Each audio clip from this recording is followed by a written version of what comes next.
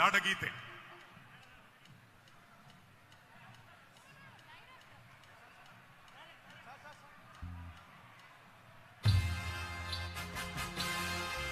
जय भारत जननीय तनुजाते, जय हे कर्नाटक माते, जय सुंदर नदी वनಗಳ ನಾಡೆ, जय हे ರಸ ಋಷಿಗಳ ಬೀಡೆ, ಭೂದೇವಿಯ ಮಕುಟದ ನವಮಣಿಯೇ, ಗಂಗದ ಚಂದನ ಹೊನ್ನಿನ ಗಣಿಯೇ, ರಾಘವ ಮಧುಸೂದನರವತರಿಸಿದ ಭಾರತ ಜನನಿಯ ತನುಜಾತೆ, ಜನನಿಯ ಜೋಗುಳ ವೇಗದ ಘೋಷ, ಜನನಿಗೆ ಜೀವವು ನಿನ್ನಾವೇಶ, ಹಸುರಿನ ಗಿರಿಗಳ ಸಾಲೆ, ನಿನ್ನಯ ಕೊರಳಿನ ಮಾಲೆ, ಕಪಿಲ ಪತಂಜಲ ಗೌತಮ ಜಿನನುತ ಭಾರತ ಜನನಿಯ ತನುಜಾತೆ, ಶಂಕರರ ಮನುಜ ವಿದ್ಯಾರಣ್ಯ, ಬಸವೇಶ್ವರ ಮಕ್ಕಳ ದಿವ್ಯಾರಣ್ಯ, ರನ್ನ ಷಡಕ್ಷರಿ ಪೊನ್ನ, ಪಂಪಲ ಕುಮಿಪತಿ ಜನ್ನ, ಕುಮಾರ ವ್ಯಾಸರ ಮಂಗಳ ನಾಮ, ಹರಿಕೋಗಿಲೆಗಳ ಪುಣ್ಯ ರಾಮ, ನಾನಕ ರಾಮಾನಂದ ಕಬೀರರ ಭಾರತ ಜನನಿಯ ತನುಜಾತೆ, ಕೈಲಪ ಹೊಯ್ಸಳರಾಳಿದ ನಾಡೆ, ಡಂಕಣ ಜಕಣರ ನೆಚ್ಚಿನ ವೀಣೆ, ಕೃಷ್ಣ ಶರಾವತಿ ತುಂಗ, ಕಾವೇರಿಯವರ ರಂಗ, ಚೈತನ್ಯ ಪರಮಹಂಸ ವಿವೇಕರ ಭಾರತ ಜನನಿಯ ತನುಜಾತೆ, ಸರ್ವ ಜನಾಂಗದ ಶಾಂತಿಯ ತೋಟ, ರಸಿಕರ ಕಂಗಳ ಸೆಳೆಯುವ ನೋಟ, ಹಿಂದೂ ಕ್ರೈಸ್ತ ಮುಸಲ್ಮಾನ, ಮಾನಸಿಕ ಜೈನ ಉದ್ಯಾನ, ಜನಕನ ಹೋಲುವ ದೊರೆಗಳ ನಾಮ, ಗಾಯಕ ವೈಣಿಕರ ನಾಮ, ಕನ್ನಡ ನುಡಿ ಕುಣಿದಾಡುವ ದೇಹ, ಕನ್ನಡ ತಾಯಿಯ ಮಕ್ಕಳ ದೇಹ, ಭಾರತ ಜನನಿಯ ತನುಜಾತೆ, ಜಯ ಹೇ ಕರ್ನಾಟಕ ಮಾತೆ, ಜಯ ಹೇ ಕರ್ನಾಟಕ ಮಾತೆ, ಜಯ ಹೇ ಕರ್ನಾಟಕ ಮಾತೆ.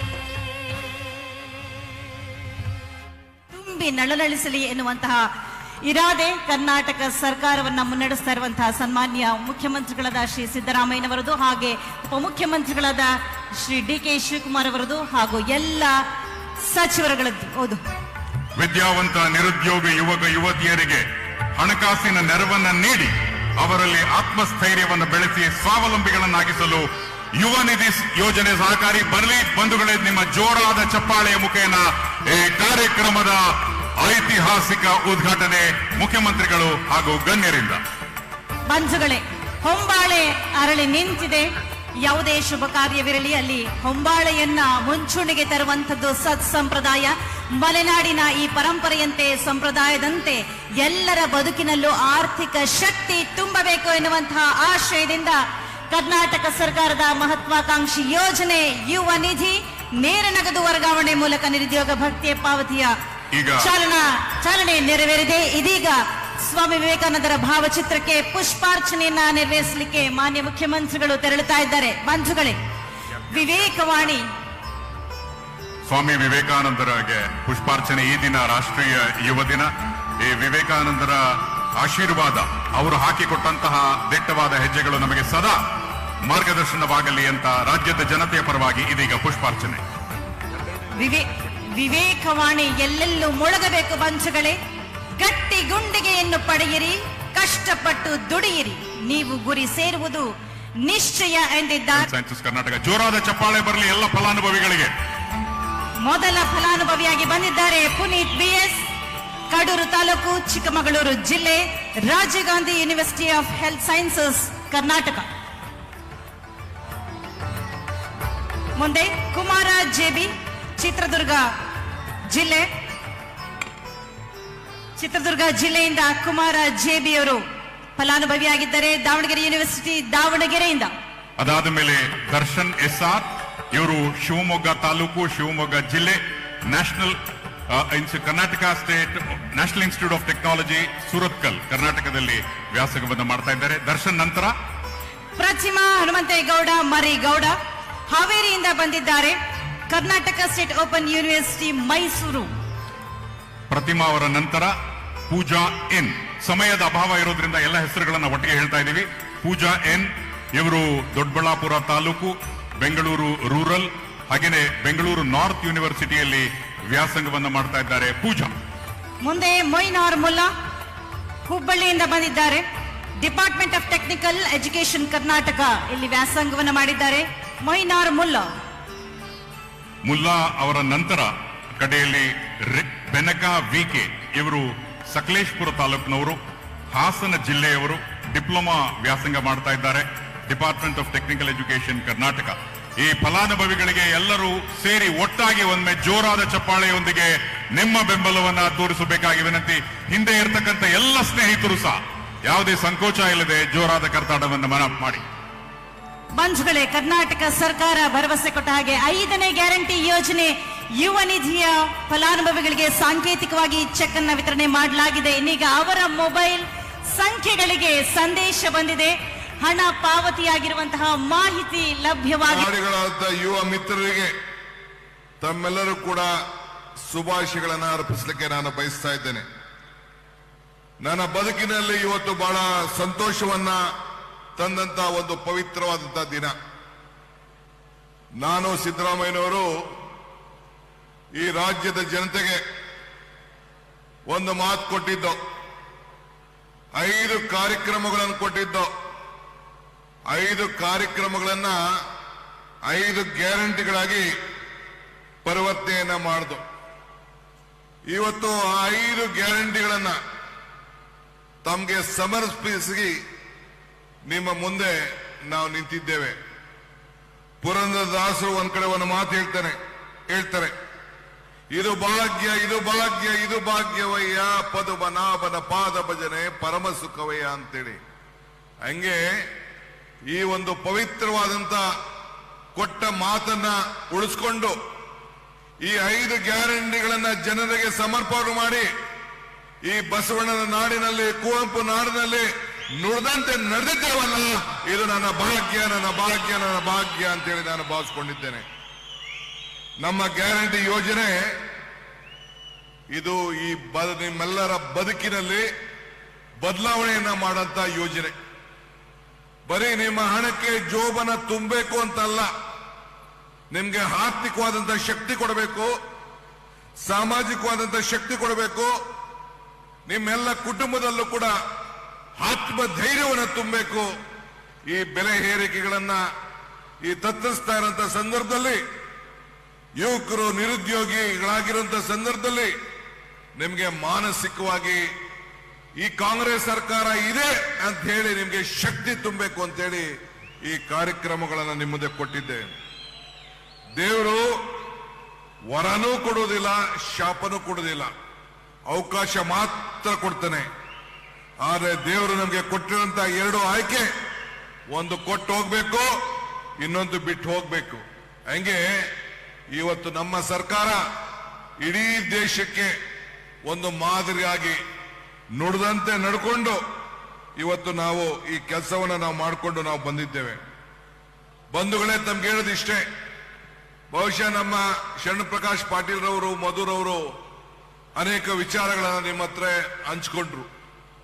ಈ ಯೋಜನೆ ನಾನು ನಿಮ್ಗೆ ಹೇಳೋದಿಷ್ಟೇ, ಒಂದು ಮಾತನ್ನ ನಮ್ಮ ರಾಘವೇಂದ್ರ ಅವರು ಕೂಡ ಮಾತಾಡಿದ್ರು.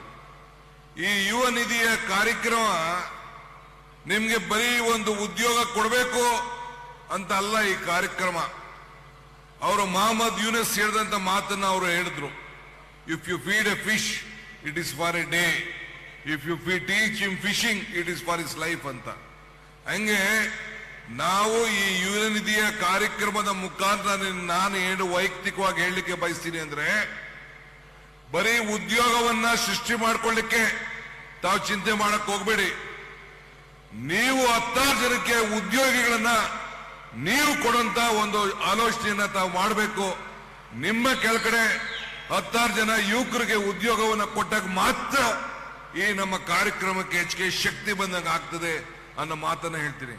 ಅದಕ್ಕೋಸ್ಕರನೇ ನಾವು ಸ್ಕಿಲ್ ಡೆವಲಪ್ಮೆಂಟ್ ಕಾರ್ಯಕ್ರಮವನ್ನು ಕೊಟ್ಟು ನಿಮಗೆ ಕೌಶಲ್ಯವನ್ನ ಹೆಚ್ಚಿಸಬೇಕು ಅಂತೇಳಿ ಈ ಕಾರ್ಯಕ್ರಮವನ್ನು ನಾವು ರೂಪಿಸ್ತಾ ಇದ್ದೇವೆ.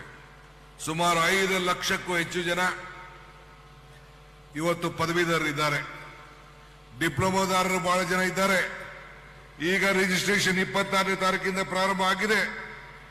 ಇವತ್ತು ನಿಮ್ಮ ಅಡಗಂಟಿದು ಪ್ರಾರಂಭ ಮಾಡಬೇಕು, ದೂರದೃಷ್ಟಿಯ ಆಲೋಚನೆಯನ್ನು ಮಾಡಬೇಕು.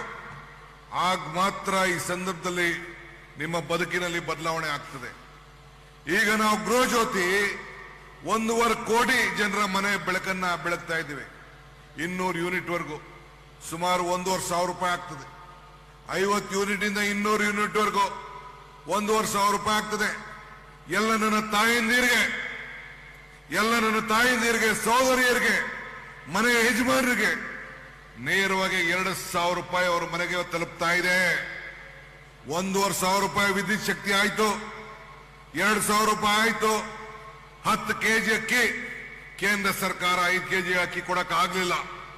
ಆದ್ರೆ ಕೊಟ್ಟು ಮಾತನ್ನು ಉಳಿಸ್ಕೊಳ್ಬೇಕು ಅಂತೇಳಿ ಆ 5 ಕೆಜಿ ಹಣವನ್ನ 34 ರೂಪಾಯಿ ಅಂತೆ 170 ರೂಪಾಯಿ ಒಬ್ಬ ಮನುಷ್ಯನಿಗೆ 5 ಕೆಜಿ ಕೊಟ್ಟಂತ ತೀರ್ಮಾನ ಇವತ್ತು ಸಿದ್ದರಾಮಯ್ಯ ನೇತೃತ್ವ ಸರ್ಕಾರ ಇವತ್ತು ಮಾಡ್ತು.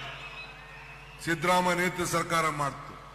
ಹಂಗೆ ಗೃಹ ಜ್ಯೋತಿ, ಗೃಹಲಕ್ಷ್ಮಿ, ಅನ್ನಭಾಗ್ಯ ಇವತ್ತು ಯಾವುದೇ ದೇವಸ್ಥಾನಕ್ಕೆ ಹೋಗಿ, ಯಾವುದೇ ನೆಂಟರ ಮನೆಗೆ ಹೋಗಿ, ಎಲ್ಲ ನನ್ನ ತಾಯಂದಿರು ಉಚಿತವಾಗಿ ಎಲ್ಲ ಶಕ್ತಿ ಯೋಜನೆಯಲ್ಲಿ ಪ್ರಯಾಣ ಮಾಡ್ತಾ ಇದ್ದಾರೆ. ಪ್ರತಿದಿನ 60 ಲಕ್ಷ ಮಹಿಳೆಯರು ಪ್ರಯಾಣ ಮಾಡ್ತಾ ಇದ್ದಾರೆ. ಅದರಿಂದ ಎಷ್ಟು ಅನುಕೂಲ ಆಗ್ತಾ ಇದೆ. ದೇವಸ್ಥಾನಗಳಿಗೆ, ಅಂಗಡಿಗೆ, ಹೋಟ್ಲ್ಗಳಿಗೆ ವ್ಯಾಪಾರ ಹೆಚ್ಚಿಗೆ ಆಗ್ತಾ ಇದೆ. ದುಡ್ಡು ಬ್ಲಡ್ 2 ಸರ್ಕ್ಯುಲೇಟ್ ಆಗಬೇಕು ಅಂತ ಒಂದು ದಿನ ಸಾಯಿಬಾಬಾ ಅವರು ಹೇಳಿದ್ರು. ಹಂಗೆ ಇವತ್ತು ನಾವು ಕೊಟ್ಟಂತ ಈ 5 ಯೋಜನೆ, ಈ 5 ಬೆರಳು ಸೇರಿ ಹೆಂಗೆ ಮುಷ್ಟಿ ಬಹಳ ಶಕ್ತಿ ಬಂತು, ಹಂಗೆ ಈ 5 ಗ್ಯಾರಂಟಿಗಳು ಸೇರಿ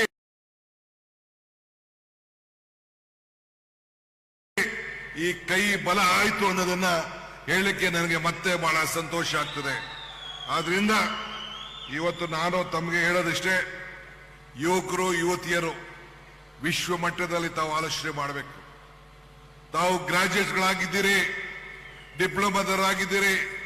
ನಿಮ್ಮ ಆಲೋಚನೆ ಉದ್ಯಮಿಗಳನ್ನಾಗಿ ಉದ್ಯೋಗವನ್ನ ಸೃಷ್ಟಿ ಮಾಡುವಂತ ವಿಚಾರಕ್ಕೆ ತಾವೆಲ್ಲ ಚಿಂತನೆ ಮಾಡಬೇಕು ಅಂತ ಈ ಸಂದರ್ಭದಲ್ಲಿ ಹೇಳಿ, ಇವತ್ತು ಕರ್ನಾಟಕ ರಾಜ್ಯವನ್ನ ಅಭಿವೃದ್ಧಿಶೀಲ ರಾಜ್ಯವನ್ನಾಗಿ ಮಾಡಲಿಕ್ಕೆ ನಾವು ಪ್ರಯತ್ನವನ್ನು ಮಾಡಿದ್ದೇವೆ. ಇವತ್ತು ವಿವೇಕಾನಂದರವರ ಮಾತು, ಯುವಕರು ಯಾವತ್ತೂ ಕೂಡ ಸ್ವಾಭಿಮಾನದಿಂದ ಬದುಕಬೇಕು, ಸಾಧ್ಯವೇ ಇಲ್ಲ ಅಂತ ತಿಳ್ಕೊಳಕ್ ಹೋಗ್ಬೇಡಿ. ಏನು ಬೇಕಾದ್ರೂ ಸಾಧ್ಯ ಮಾಡಲಿಕ್ಕೆ ಸಾಧ್ಯ. ಆದ್ರಿಂದ ಹಿಂದೆ ರಾಜೀವ್ ಗಾಂಧಿ ಅವರು ಈ ಒಂದು ಯುವ ಯೋಜನೆಯನ್ನ, ಯುವಕರಿಗೆ ಒಂದು ಹೊಸ ಸ್ಫೂರ್ತಿಯನ್ನ ಕೊಡ್ಲಿಕ್ಕೆ ಆವತ್ತಿನ ಕಾಲದಲ್ಲಿ ಒಂದು ಹೊಸ ಯೋಜನೆಯನ್ನ ಯುವಕರಿಗೋಸ್ಕರ ಅವರು ಪ್ರಧಾನಮಂತ್ರಿ ಆಗಿದ್ದಾಗ ತಯಾರು ಮಾಡಿದ್ದನ್ನ ಇವತ್ತು ನಾನು ಸ್ಮರಿಸ್ಕೊಳ್ತಾ ಇದ್ದೇನೆ. ಹಂಗೆ ಇವತ್ತು ನೀವೆಲ್ಲ ಯುವಕರು ನಿಮ್ಮಲ್ಲಿರುವಂತಹ ಶಕ್ತಿಯನ್ನ ಸರಿಯಾದ ರೀತಿಯಲ್ಲಿ ನೀವೆಲ್ಲ ಕೂಡ ಬಳಸ್ಕೊಂಡು ನಿಮ್ಮ ಬದುಕಿನಲ್ಲಿ ಆಗಿ ಈ ದೇಶಕ್ಕೆ, ಈ ರಾಷ್ಟ್ರಕ್ಕೆ ತಾವೆಲ್ಲ ಕೂಡ ಒಂದು ಶಕ್ತಿಯನ್ನು ತುಂಬಬೇಕು. ಇವತ್ತು ಕುವೆಂಪುರವರ ನಾಡಿದು. ಕುವೆಂಪುರವರು ಏನ್ ಹೇಳ್ತಾರೆ? ಟೀಕೆಗಳು ಸಾಯ್ತವೆ, ಕೆಲಸಗಳು ಉಳಿತವೆ ಅಂತ. ಹಂಗೆ ನಿಮ್ಮ ಬದುಕಿನಲ್ಲಿ ಯಾರೇ ಟೀಕೆ ಮಾಡುದು ತಾವು ಚಿಂತೆ ಮಾಡದೆ ಮುನ್ನಡಿರಿ, ಮುಂದೆ ಹೋಗಿ ಹೆಜ್ಜೆ ಹಾಕಿ ಬದುಕಿನಲ್ಲಿ ಬದಲಾವಣೆ ತನ್ನಿ. ನಿಮ್ಮ ಕಾಂಗ್ರೆಸ್ ಸರ್ಕಾರ, ಸಿದ್ದರಾಮಯ್ಯ ಸರ್ಕಾರ ನಿಮ್ಮ ಪಾಲಿಗೆ ಜ್ಯೋತಿಯನ್ನ ಬೆಳೆಸಲಿಕ್ಕೆ ಬದ್ಧವಾಗಿದೆ ಅನ್ನೋ ಮಾತನ್ನ ಈ ಸಂದರ್ಭದಲ್ಲಿ ಹೇಳಿಕ್ಕೆ ನಾನು ಬಯಸ್ತಾ ಇದ್ದೇನೆ. ಇಷ್ಟು ಹೇಳಿ, ಯುವಕರುಗಳು ಯಾವತ್ತೂ ಕೂಡ ಹೇಳಿಗಳಾಗದೆ ತಾವು ಹೋರಾಟವನ್ನು ಮಾಡಬೇಕು. ಇವತ್ತು ಜಗತ್ತು ನಿಮ್ಗೋಸ್ಕರ ಇದೆ. ಸಾಧನೆ ಇಲ್ಲದೆ ಸತ್ರೆ ಸಾವಿಗೆ ಅವಮಾನ, ಆದರ್ಶ ಇಲ್ಲದೆ ಬದುಕಿದರೆ ಬದುಕಿಗೆ ಅವಮಾನ ಅಂದಂಗೆ ತಾವೆಲ್ಲ ಕೂಡ ನಿಮ್ಮ ಆದರ್ಶವನ್ನ ಸರಿಯಾದ ರೀತಿಯಲ್ಲಿ ಗಮನದಲ್ಲಿಟ್ಕೊಂಡು ನಿಮ್ಮ ಬದುಕನ್ನ ಗೌರವದಿಂದ ಮೆಚುರಿಟಿಯಲ್ಲಿ ಮಾಡ್ಕೊಂಡು ಹೋಗ್ಬೇಕು. ಇವತ್ತು ನಮ್ಮ ಶರಣ್ ಪ್ರಕಾಶ್ ಪಾಟೀಲ್ ರವರು ಈ ಕಾರ್ಯಕ್ರಮದ ಜವಾಬ್ದಾರಿಯನ್ನು ತೆಗೆದುಕೊಂಡು ಬಹಳ ಅಚ್ಚುಕಟ್ಟಾಗಿ ನಿರ್ವಹಿಸಿದ್ದಾರೆ. ಮಧು ಬಂಗಾರಪುರ ನೇತೃತ್ವದಲ್ಲಿ ಈ ಜಿಲ್ಲೆಯ ಶಾಸಕರು, ಎಲ್ಲ ಮುಖಂಡರುಗಳು, ಅಧಿಕಾರಿಗಳು ಬಹಳ ಉತ್ತಮವಾಗಿ ವ್ಯವಸ್ಥೆ ಮಾಡಿದ್ದಾರೆ. ನಾನು ಗುಲ್ಬರ್ಗದಿಂದ ನಾನು ಗಮನಿಸ್ತಾ ಇದ್ದೇನೆ. ಅಲ್ಲಿ ಗೃಹ ಜ್ಯೋತಿ ಕೊಟ್ಟು, ಗೃಹಲಕ್ಷ್ಮಿ ಮೈಸೂರಿನಲ್ಲಿ ಕೊಟ್ಟು, ಶಕ್ತಿ ಬೆಂಗಳೂರಿನಲ್ಲಿ ಕೊಟ್ಟು, ಇವತ್ತು ಯುವ ನಿಧಿ ಶಿವಮೊಗ್ಗದಲ್ಲಿ ಕೊಟ್ಟು ಇಡೀ ದೇಶಕ್ಕೆ, ರಾಜ್ಯಕ್ಕೆ ಒಂದು ದೊಡ್ಡ ಸಂದೇಶವನ್ನ ತರ್ತಾ ಇದ್ದೀವಿ. ಎಲ್ಲ ನಮ್ಮ ಅಧಿಕಾರಿ ಮಿತ್ರರಿಗೆ, ತಮಗೆ, ಮಾಧ್ಯಮ ಸ್ನೇಹಿತರಿಗೆ, ಎಲ್ಲ ಕಾರ್ಯಕರ್ತರಿಗೆ ಶುಭವನ್ನು ಹಾರೈಸಿ ನನ್ನ ಮಾತನ್ನು ಮುಗಿಸ್ತೇನೆ. ಜೈ ಹಿಂದ್, ಜೈ ಕರ್ನಾಟಕ ಮಾತೆ. ಶಿವಮೊಗ್ಗ ಜಿಲ್ಲೆಯ ಉಸ್ತುವಾರಿ ಸಚಿವರು, ಪ್ರಾಥಮಿಕ ಮತ್ತು ಪ್ರೌಢಶಿಕ್ಷಣ ಸಚಿವರು ಆದಂಥ ಶ್ರೀ ಮಧು ಬಂಗಾರಪ್ಪ ಅವರೇ,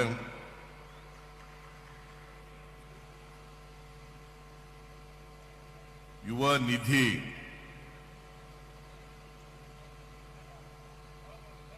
ಕಾರ್ಯಕ್ರಮ ಇವತ್ತು ಕೌಶಲ್ಯ ಅಭಿವೃದ್ಧಿ ಇಲಾಖೆಯಿಂದ ನಡೀತಾ ಇದೆ. ಅದರ ಉಸ್ತುವಾರಿಯನ್ನ ಮಾಡ್ತಾ ಇರ್ತಕ್ಕಂಥ ಡಾಕ್ಟರ್ ಶರಣ್ ಪ್ರಕಾಶ್ ಪಾಟೀಲ್ ಅವರೇ,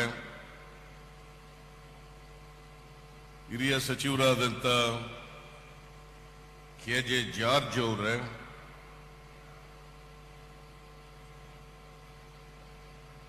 ಉನ್ನತ ಶಿಕ್ಷಣ ಸಚಿವರಾದಂಥ ಸುಧಾಕರ್ ಅವರೇ,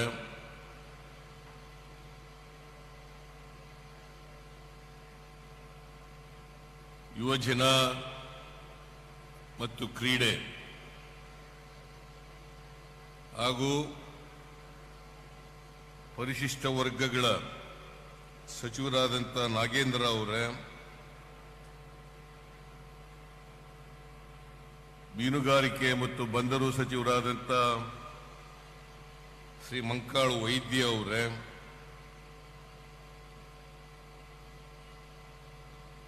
ಈ ಸಮಾರಂಭದ ಅಧ್ಯಕ್ಷತೆ ವಹಿಸಿರ್ತಕ್ಕಂಥ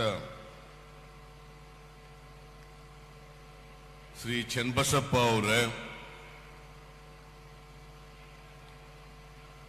ಶಿವಮೊಗ್ಗ ಲೋಕಸಭಾ ಸದಸ್ಯರಾದಂಥ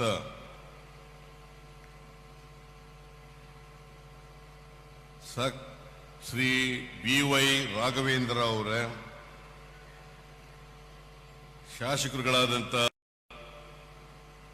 ಸಂಗಮೇಶ್ ಅವರೇ,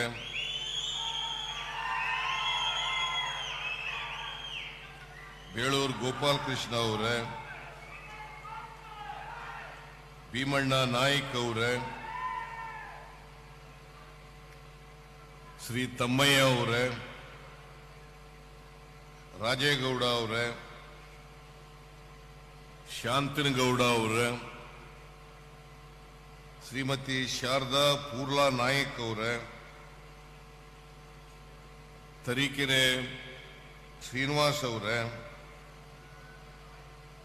ಮುಖ್ಯಮಂತ್ರಿಗಳ ರಾಜಕೀಯ ಕಾರ್ಯದರ್ಶಿಗಳಾದಂಥ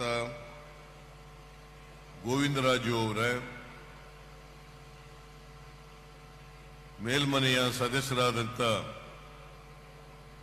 ಶ್ರೀ ಅರುಣ್ ಕುಮಾರ್ ಅವರೇ, ವೇದಿಕೆ ಮೇಲಿರ್ತಕ್ಕಂಥ ಎಲ್ಲ ಆಹ್ವಾನಿತ ಗಣ್ಯರೇ,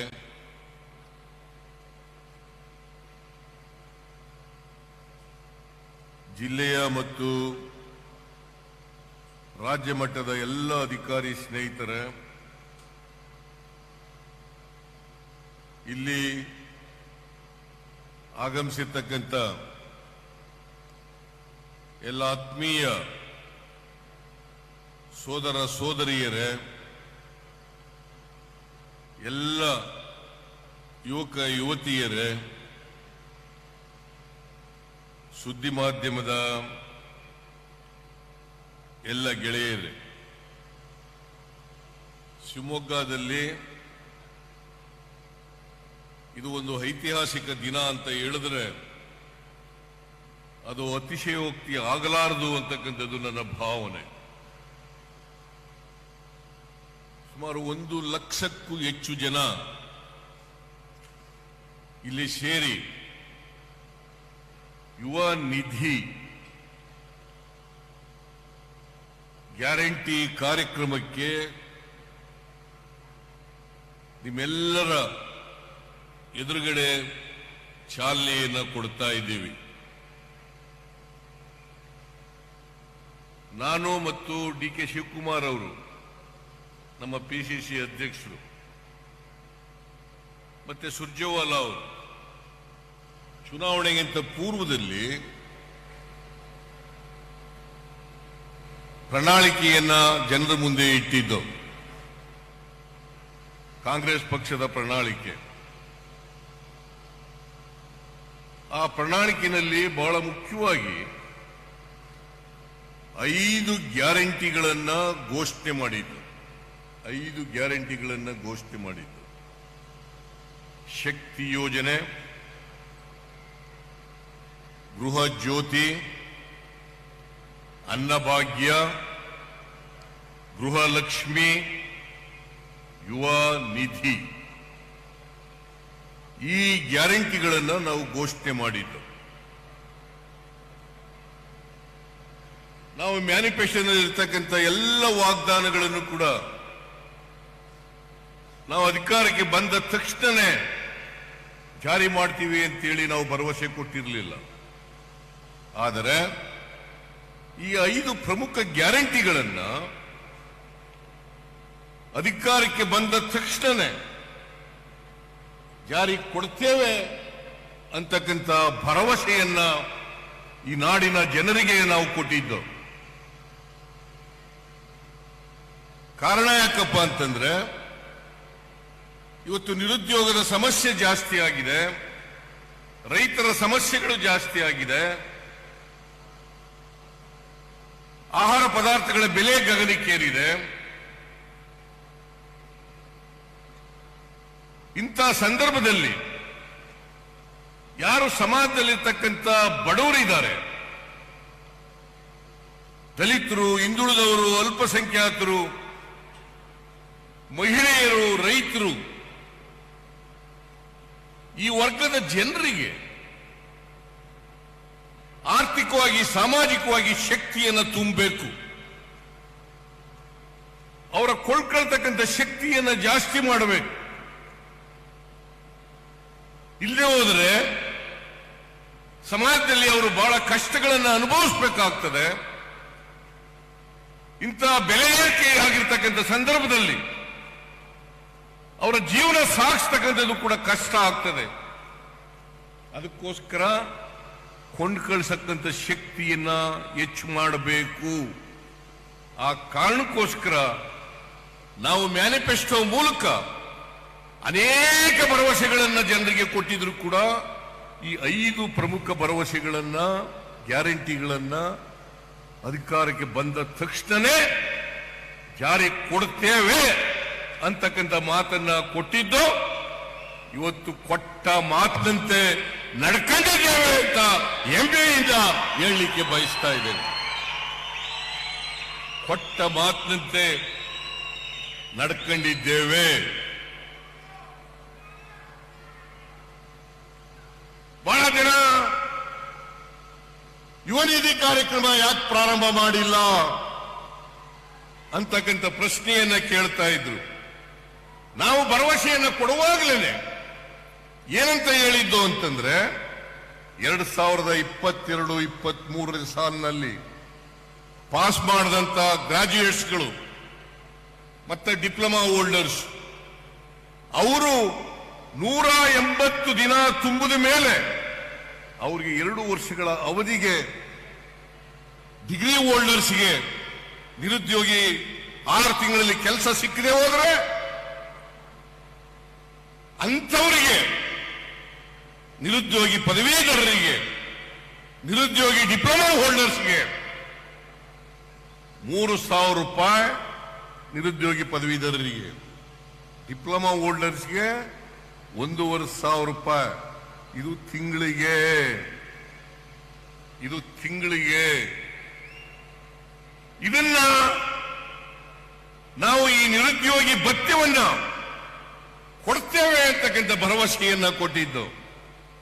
ನಾವು ಅಧಿಕಾರಕ್ಕೆ ಬಂದ ತಕ್ಷಣ ಮೇ 20ನೇ ತಾರೀಕು ಅಧಿಕಾರಕ್ಕೆ ಬಂದದ್ದು. ನಾವು ಬಂದ ತಕ್ಷಣವೇ ನಾನು ಡಿ.ಕೆ. ಶಿವಕುಮಾರ್ ಇನ್ನೂ 8 ಜನ ಹಿರಿಯ ಸದಸ್ಯರುಗಳು ಮಂತ್ರಿಗಳಾಗಿ ಪ್ರಮಾಣ ವಚನವನ್ನು ಸ್ವೀಕಾರ ಮಾಡೋದು. ನೇರವಾಗಿ ಕಂಠೀರವ ಸ್ಟೇಡಿಯಂನಿಂದ ವಿಧಾನಸೌಧದ ಕ್ಯಾಬಿನೆಟ್ ಹಾಲಿಗೆ ಬಂದು ಅವತ್ತೇ 5 ಗ್ಯಾರಂಟಿಗಳನ್ನ ತೀರ್ಮಾನ ಮಾಡಿ ಆದೇಶವನ್ನ ಕೊಟ್ಟದ್ದು ನಮ್ಮ ಸರ್ಕಾರ ಅಂತಕ್ಕಂಥದ್ದನ್ನು ಹೆಮ್ಮೆಯಿಂದ ಹೇಳಲಿಕ್ಕೆ ಬಯಸ್ತಾ ಇದ್ದೇನೆ. ನೇರವಾಗಿ ಬಂದು ನಾವು ಮೇ ತಿಂಗಳಲ್ಲಿ ಅಧಿಕಾರಕ್ಕೆ ಬಂದು ಜೂನ್ 11ನೇ ತಾರೀಕಿಗೆ ವಿಧಾನಸೌಧದ ಮುಂಭಾಗದಲ್ಲಿ ಶಕ್ತಿ ಯೋಜನೆಗೆ ಚಾಲನೆಯನ್ನು ಕೊಟ್ಟು ಜೂನ್ 11ರಿಂದ ಇವತ್ತಿನವರೆಗೆ 130 ಕೋಟಿ 28 ಲಕ್ಷ ಮಹಿಳೆಯರು ಉಚಿತವಾಗಿ ಸರ್ಕಾರಿ ಬಸ್ಗಳಲ್ಲಿ ಪ್ರಯಾಣ ಮಾಡಿದ್ದಾರೆ.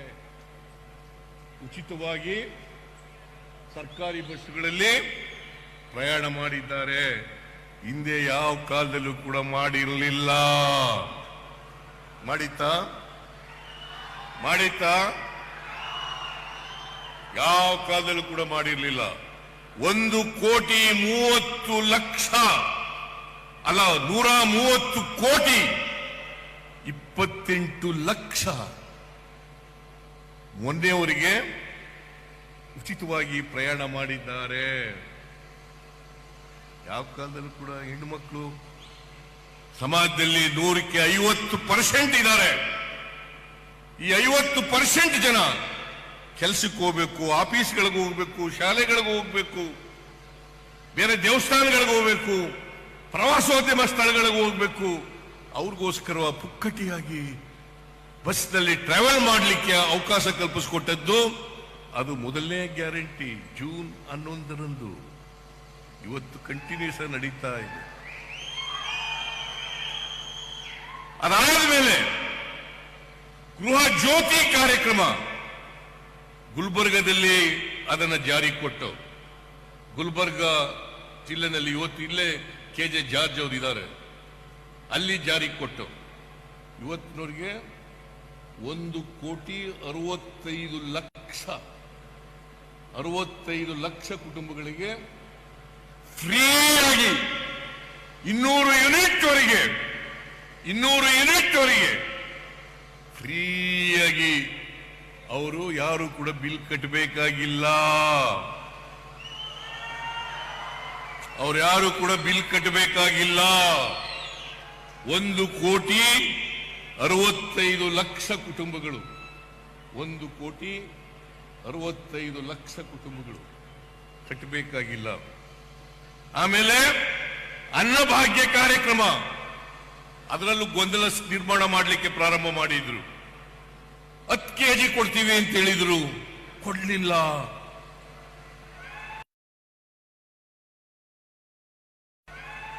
ಜೊತೆಗೆ 5 ಕೆಜಿ ಅಕ್ಕಿಯನ್ನು ಕೊಡ್ತೇವೆ ಅಥವಾ ಆಹಾರ ಪದಾರ್ಥಗಳನ್ನು ಕೊಡ್ತೇವೆ ಅಂತ ಹೇಳಿದ್ದು. ಅಕ್ಕಿ ಸಿಕ್ಲಿಲ್ಲ, ಮಾರುಕಟ್ಟೆನಲ್ಲೂ ಸಿಕ್ಲಿಲ್ಲ, ಕೇಂದ್ರ ಸರ್ಕಾರನೂ ಕೊಡ್ಲಿಲ್ಲ. ಆಗ ನಾವು ಕ್ಯಾಬಿನೆಟ್ನಲ್ಲಿ ತೀರ್ಮಾನ ಮಾಡಿ ಯಾರ್ಯಾರಿಗೆ BPL ಕಾರ್ಡ್ ಹೋಲ್ಡರ್ಸ್ ಇದ್ದಾರೆ ಅವರೆಲ್ಲರಿಗೂ ಕೂಡ 5 ಕೆಜಿ ಅಕ್ಕಿ ಬದಲಾಗಿ 170 ರೂಪಾಯಿ ಪ್ರತಿಯೊಬ್ಬರಿಗೆ 170 ರೂಪಾಯಿ ಕೊಡ್ತಾ ಇದ್ದೇವೆ. ಇದು ಜಾರಿನಲ್ಲಿದೆ. ಇವತ್ತು ಕೊಡ್ತೀವಿ, ನಾಳೆನೂ ಕೊಡ್ತೀವಿ, ನಾಳಿದ್ದು ಕೊಡ್ತೀವಿ, ಮುಂದೆನೂ ಕೊಡ್ತೀವಿ.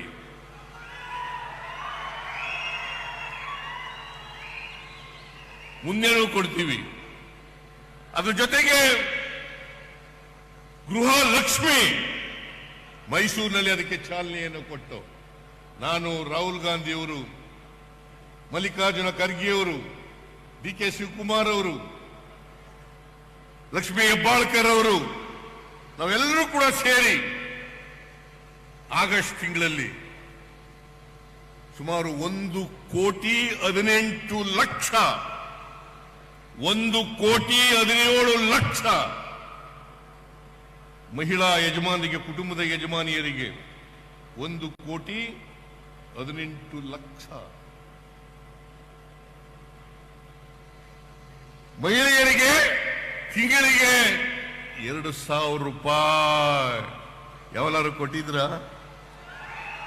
ಯಾವಲಾರು ಕೊಟ್ಟಿದ್ರೇನ್ರಿ? ಕೊಟ್ಟಿರ್ಲಿಲ್ಲ. 2,000 ರೂಪಾಯಿ ತಿಂಗಳಿಗೆ. ಇವತ್ತು ಯುವ ನಿಧಿ ಕಾರ್ಯಕ್ರಮವನ್ನ ಶಿವಮೊಗ್ಗ ನಗರದಲ್ಲಿ ಇವತ್ತು ಚಾಲನೆಯನ್ನು ಕೊಟ್ಟಿದ್ದೇವೆ. 2 ವರ್ಷದವರೆಗೆ ಕೊಡ್ತೇವೆ. ಜೊತೆಗೆ ಅವ್ರಿಗೆಲ್ರಿಗೂ ಕೂಡ ಸ್ಕಿಲ್ ಟ್ರೈನಿಂಗ್ ಕೂಡ ಕೊಡ್ತೇವೆ. ಶರಣ್ ಪ್ರಕಾಶ್, ಸ್ಕಿಲ್ ಟ್ರೈನಿಂಗ್ ಕೂಡ ಕೊಡ್ತೇವೆ. ಜೊತೆಗೆ ಉದ್ಯೋಗ ಮೇಳವನ್ನೂ ಕೂಡ ಏರ್ಪಾಡು ಮಾಡ್ತೇವೆ.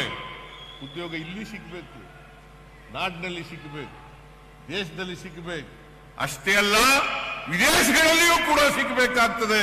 ಅಂತ ಸ್ಕಿಲ್ ಟ್ರೈನಿಂಗ್ ಅನ್ನ ಯುವಕ ಯುವತಿಯರಿಗೆ ಕೊಡ್ತೇವೆ ಜೊತೆಯಲ್ಲಿ ಅಂತಕ್ಕಂಥ ಮಾತುಗಳನ್ನು ಹೇಳಲಿಕ್ಕೆ ಬಯಸ್ತಾ ಇದ್ದೇನೆ. ನಮ್ಮಲ್ಲಿ ನಾನು ಮುಖ್ಯಮಂತ್ರಿ ಆಗಿರುವಾಗ ಹಿಂದೆ ಸ್ಕಿಲ್ ಡೆವಲಪ್ಮೆಂಟ್ ಇಲಾಖೆಯನ್ನು ಪ್ರಾರಂಭ ಮಾಡಿದೆ. Skill development department. ನೀವೇ ಇದ್ದೀರಲ್ಲಮ್ಮ? ಸಂದೀಪ್ ಕುಮಾರ, ನೀವೇ ಆಗಿರೋದು ಸೆಕ್ರೆಟರಿನ? ಪ್ಲಾನಿಂಗ್ ನಲ್ಲಿ ಇದ್ದೀರಾ? ಪ್ರಾರಂಭ ಮಾಡಿದೆ. ಅದರ ಮೂಲಕ ಒಂದು ಶಿಕ್ಷಣ ಡಿಪಾರ್ಟ್ಮೆಂಟ್ನವರು ಮತ್ತೆ ಸ್ಕಿಲ್ ಡೆವಲಪ್ಮೆಂಟ್ನವರು ಪರಿಣಿತರಿರ್ತಕ್ಕಂಥ ಒಂದು ಸಮಿತಿಯನ್ನ ರಚನೆ ಮಾಡುತ್ತೇವೆ. ಅವರು ಎಷ್ಟು ದಿನ ಕೊಡಬೇಕು, ಎಷ್ಟು ತಿಂಗಳು ಕೊಡಬೇಕು, ಯಾವ ರೀತಿ ಟ್ರೈನಿಂಗ್ ಕೊಡಬೇಕು ಅಂತಕ್ಕಂಥದ್ದನ್ನು ಅವರು ತೀರ್ಮಾನ ಮಾಡ್ತಾರೆ. ಯಾಕಂತಂದ್ರೆ ಮಾರುಕಟ್ಟೆಯಲ್ಲಿ ಎಂತ ಉದ್ಯೋಗಗಳಿಗೆ ಬೇಡಿಕೆ ಇದೆ ಅಂತ ಉದ್ಯೋಗಗಳಿಗೆ ಬೇಕಾದಂತ ಟ್ರೈನಿಂಗ್ ಅನ್ನ ಕೊಡ್ತೇವೆ. ಆಗ್ಬೋದಾ? ಆ ಟ್ರೈನಿಂಗ್ ಅನ್ನು ಕೂಡ ಕೊಡ್ತೇವೆ. ಉದ್ದೇಶ ನಿರುದ್ಯೋಗದ ಸಮಸ್ಯೆಯನ್ನು ಬಗೆಹರಿಸಬೇಕು. ಯುವಕ ಯುವತಿಯರಿಗೆ ಆತ್ಮಶಕ್ತಿಯನ್ನು ಹೆಚ್ಚು ಮಾಡಬೇಕು. ಸಾಮಾಜಿಕವಾಗಿ ಆರ್ಥಿಕವಾಗಿ ಯುವಕರು ಭ್ರಮನಿರಸನ ಆಗಬಾರದು. ಅಂತವರಿಗೆ ಶಕ್ತಿ ತುಂಬತಕ್ಕಂಥ ಕೆಲಸವನ್ನು ಮಾಡುತ್ತೇವೆ. ಯಾಕಂತಂದ್ರೆ ಇವತ್ತೇ ಯಾಕೆ ಆಯ್ಕೆ ಮಾಡಿದ್ದೀವಿ ಅಂತಂದ್ರೆ, ಇವತ್ತು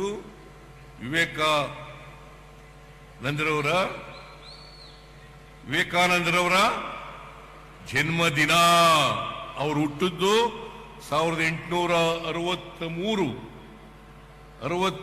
ಜನವರಿ 12ನೇ ತಾರೀಕು. ಜನವರಿ 12, 1863. ಅದರಿಂದ ಇವತ್ತೇ ಜನವರಿ 12ನೇ ತಾರೀಕೆ ಯುವ ದಿನ ಆಚರಣೆ ಮಾಡ್ತಾ ಇದ್ದೀವಿ. ಅವರ ಹೆಸರಿನಲ್ಲಿ ಅವರ ಜನ್ಮದಿನವನ್ನ ಯುವ ದಿನವನ್ನಾಗಿ ಆಚರಣೆ ಮಾಡ್ತಾ ಇದ್ದೀವಿ. ಆ ದಿನವೇ ಯುವ ನಿಧಿ ಕಾರ್ಯಕ್ರಮವನ್ನ ಜಾರಿ ಕೊಡಬೇಕು ಅಂತೇಳಿ ಇವತ್ತು ನಾವು ಚಾಲನೆಯನ್ನ ಕೊಟ್ಟಿದ್ದೇವೆ. ಇವತ್ತಿನವರಿಗೆ 70,000 ಜನ ಯುವಕ ಯುವತಿಯರು ನೋಂದಾಯಿಸಿಕೊಂಡಿದ್ದಾರೆ. 70,000 ಜನ ಯುವಕ ಯುವತಿಯರು ನೋಂದಾಯಿಸಿಕೊಂಡಿದ್ದಾರೆ. ಅದರಲ್ಲಿ 4 ಲಕ್ಷದ ಸುಮಾರು 20,000 2022-23ರಲ್ಲಿ ಪಾಸ್ ಮಾಡಿರ್ತಕ್ಕಂಥ ಯುವಕ ಯುವತಿಯರಿದ್ದಾರೆ. 4,20,000 ಯುವಕ ಯುವತಿಯರಿದ್ದಾರೆ. ಅದರಲ್ಲಿ 3,96,000 ಗ್ರಾಜ್ಯುಯೇಟ್ಸ್ಗಳು. ಉಳಿದವರು ಸುಮಾರು 18,000 ಅಂತ ಅನಿಸುತ್ತೆ. ಅಷ್ಟೇವೇನಮ್ಮ? 18,000 ಡಿಪ್ಲೊಮಾ ಹೋಲ್ಡರ್ಸು ಅವರೆಲ್ಲರಿಗೂ ಕೂಡ ಯಾರ್ಯಾರು ನೋಂದಾಯಿಸ್ಕೊಳ್ತಾರೆ ಅವರೆಲ್ಲರಿಗೂ ಕೂಡ ಸರ್ಕಾರ ಯುವ ನಿಧಿಯನ್ನ ಕೊಡ್ತದೆ. ಅವರಿಗೆ ಮಾಸಾಸನವನ್ನು ತಿಂಗಳಿಗೆ, ನಿರುದ್ಯೋಗಿ ಪದವೀಧರರಿಗೆ 3,000, ಡಿಪ್ಲೊಮಾ ಹೋಲ್ಡರ್ಸ್ಗೆ 1,500 2 ವರ್ಷದ ಅವಧಿಗೆ ಕೊಡ್ತೇವೆ. ಒಂದು ವೇಳೆ ಅವರು 2 ವರ್ಷದೊಳಗಡೆ ಉದ್ಯೋಗ ಸಿಕ್ಕಿದ್ರೆ, ಸರ್ಕಾರಿ ಸೇವೆ ಇರ್ಬೋದು, ಖಾಸಗಿ ಸೇವೆ ಇರ್ಬೋದು, ಸ್ವಯಂ ಉದ್ಯೋಗ ಮಾಡ್ಕೊಳ್ತಕ್ಕಂಥದ್ದು ಇರ್ಬೋದು, ಇದಾದ್ರೆ ಈ ಯುವ ನಿಧಿ ಭತ್ಯವನ್ನ ನಿಲ್ಲಿಸ್ತೇವೆ. ಯಾಕಂದ್ರೆ ಸ್ಪಷ್ಟವಾಗಿರ್ಬೇಕು.